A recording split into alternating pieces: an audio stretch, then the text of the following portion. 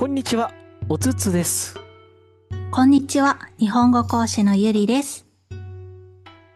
このポッドキャストでは、日本人の価値観や日本の文化、食べ物や日常をテーマに、自然な日本語で会話します。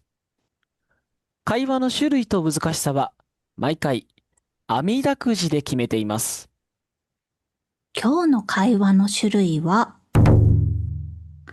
N5 から N4 です。会話の難しさは、丁寧語です。楽しみながら日本語のリスニングにチャレンジしてください。日本には生の食べ物を食べる文化があります。皆さんがよく知っているのは、お刺身やお寿司ですね。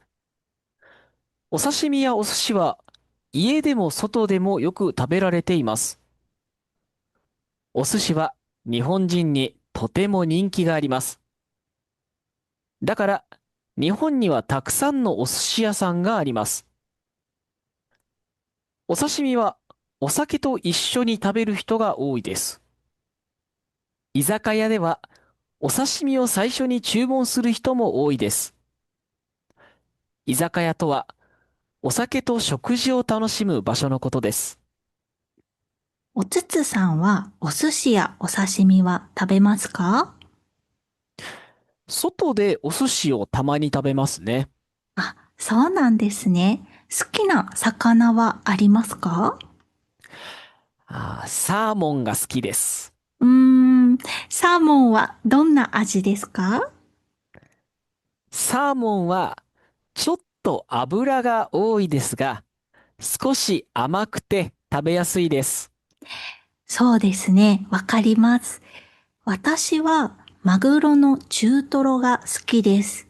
あ中トロもとても美味しいですね。はい。油の甘さがあって、とても美味しいですよね。ゆりさんは中トロをどうやって食べますか？ああ、日本ではお醤油をつける人が多いですよね。うーん、うんうん。ゆりさんの、はい。はい。ゆりさんの好きな食べ方はありますか？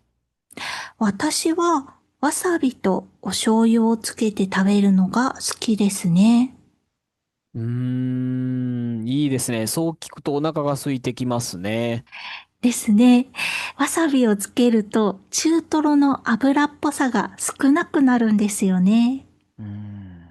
だからすっきりした味になりますね。お寿司は醤油をつけるときとつけないときで味が変わります。それもお寿司の面白いところですよね。確かにそうですね。そして、お寿司を食べるとき、最後に温かいお茶を飲みますね。飲みますね。これは上がりと言います。この温かいお茶は、お寿司を食べた後、口の中をすっきりさせます。うんうん。お寿司屋さんに行ったら、ぜひ飲んでみてください。お寿司を食べた後の上がりが一番美味しかったりしますよね。うん、うん、お寿司を食べたことがない人におすすめのネタはありますか？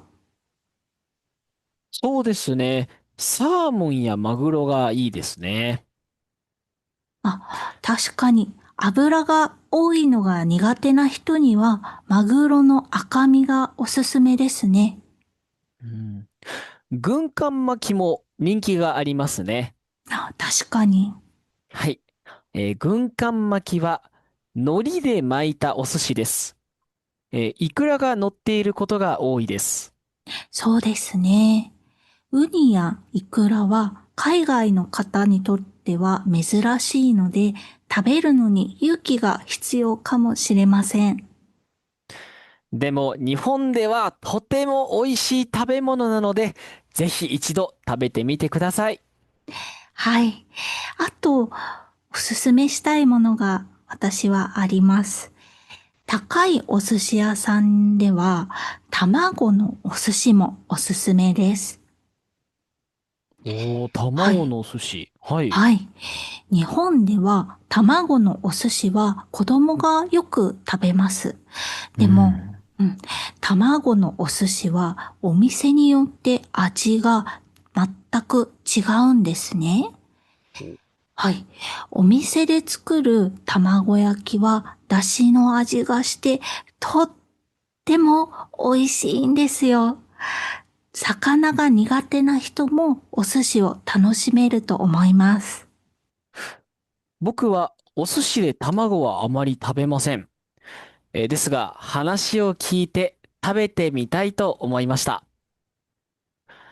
ゆりさんは高いお寿司屋さんのおすすめを教えてくれました。僕は回転寿司が好きです。回転寿司にはいろいろなお寿司があります。生の魚が乗っていないお寿司もありますよ。例えば、ハンバーグや焼肉のお寿司もあります。うん、いろいろありますね。皆さんは生の魚を食べたことがありますか？どんな魚が美味しかったですか？また、食べてみたい魚はありますか？ぜひコメントしてください。最近お寿司を食べたので、私のおすすめのお寿司をインスタに投稿してます。見に来てください。ではまた次のエピソードで会いましょう。